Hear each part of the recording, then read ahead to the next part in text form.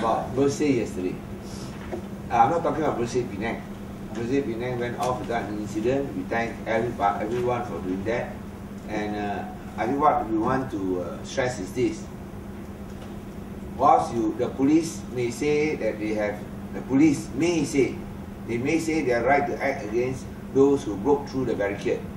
And I think the police can punish those who are involved. But in the process, those who did not break through the barricades were also punished yesterday by the police. Those who stood outside, gathered peacefully outside the Dataran Merdeka, and we want to condemn the police for their high-handedness, for their arbitrary action. And I think these incidents would not happen if there was a proportionate, there was a appropriate response. Not like this. I think it was really, I say if anybody broke through the barricade, they are not, I mean a few, I'm sure the police can take action. And then I think when they fired tear gas, there was no warning. No warning was given before tear gas was fired. Normally you give warnings. You are required to give warnings under your SOP, standard operating protocols. But no warnings were given. The tear gas was just fired. So of course, if you look at the TV, they only showed the policemen, subjected to attacks. I think we don't endorse policemen being attacked, but I think we must understand. I think we must need to understand what was the reason behind these attacks or these acts. We do not endorse these acts, but I think you must fully understand, because I think what happened was that when the police car knocked down the demonstrators, that's why there was this reaction.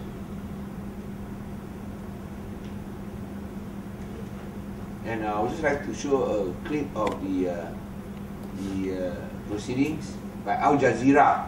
I don't want to say it's come from us or come from any of the participants. This is from Al Jazeera. This is an independent.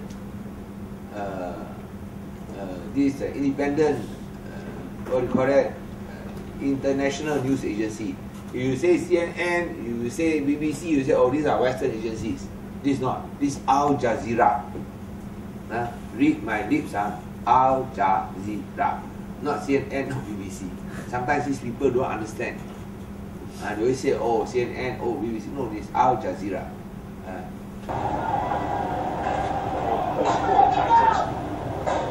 It forced almost all of the protesters back in the square.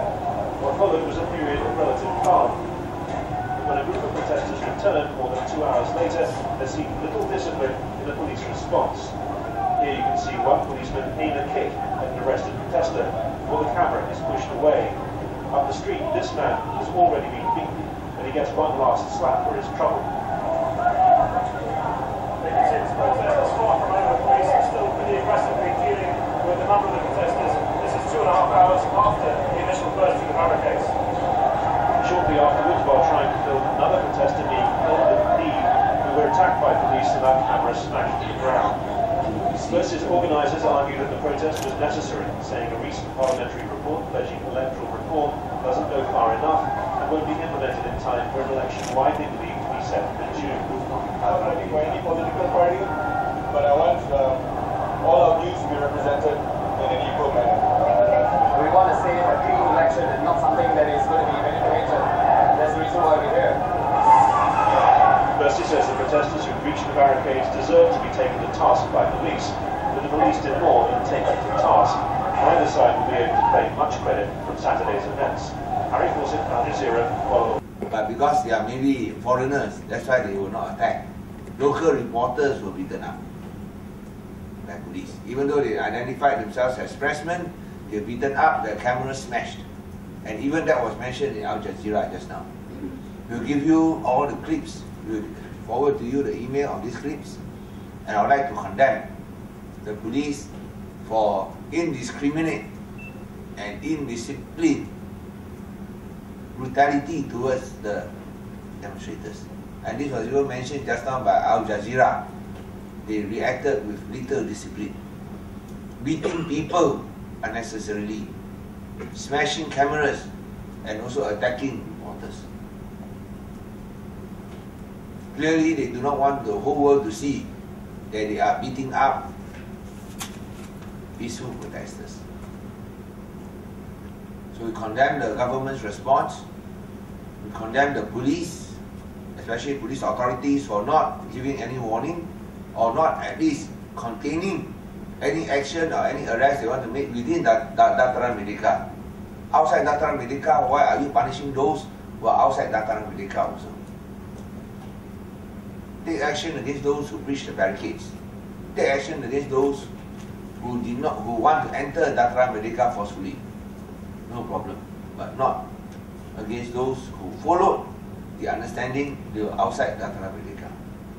And especially reporters. Why are reporters still detained? They are not part of the demonstration.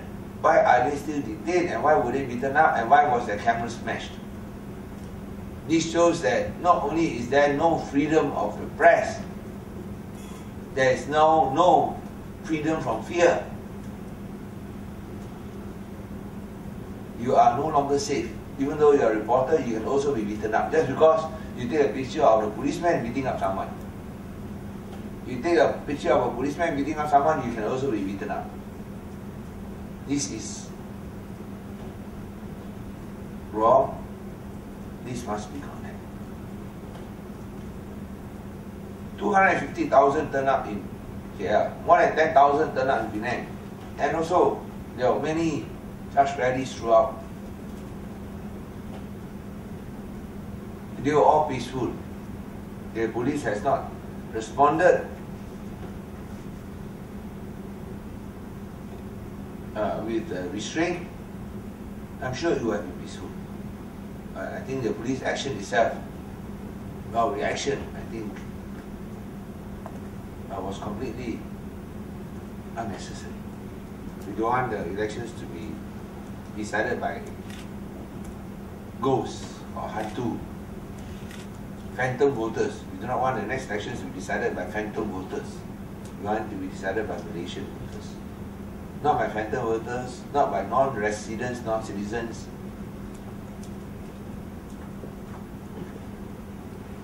But by Malaysian voters. The reason why in Penang it went on peacefully because there was no attempts by the police or any party to disrupt or stop the rally. And Penangs are used to peaceful assemblies. We have this speaker's corner twice a week. And people are used to anyone expressing their views. They can say what they like. So we have peaceful assembly. And the reason, as I said just now, why I think it went on without any hitch is that people accept this right of peaceful assembly. They accept this as everyone's right. Today you can assemble peacefully, tomorrow is my turn. Your right to assemble peacefully, I even respect it, even though I may not agree with it. I will respect your right to assemble peacefully, even though I may not agree with it. I think that's important. Today your turn, tomorrow my turn. But we respect each other's right to assemble peacefully. And that's why in Penang, nothing happened. Tomorrow can be any other party. We don't go and kacau, we don't go and disrupt. If the same conditions were practiced in Kuala Lumpur, in Dataran Merdeka, it would have been peaceful. Now, I think the government must realize that this is a fundamental human right, freedom of speech, freedom of assembly. The more you try to press down the people,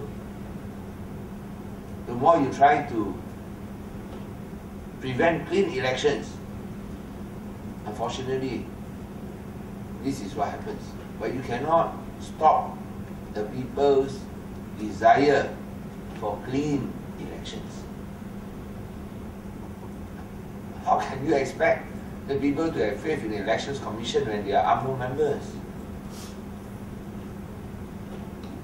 How can you expect the people to have faith in the Elections Commission when they are UMNO members? And then they say, oh, a long time ago, I forget already. You ask Hitler, can Hitler ever forget he's a Nazi? no such thing as forgetting you're an UMNO member. You're an UMNO member, you have not left UMNO, you are still part of the party, you subscribe to the party, you work for the party. As an UMNO member, you must support the party. You must help the party. So yeah, you see, Elections Commission is no longer independent, it's no longer free, it's no longer fair, it's no longer clean. Tak bebas, tak bersih, tak adil, tak berkecuali. Tak bebas, tak adil, tak bersih, tak berkecuali.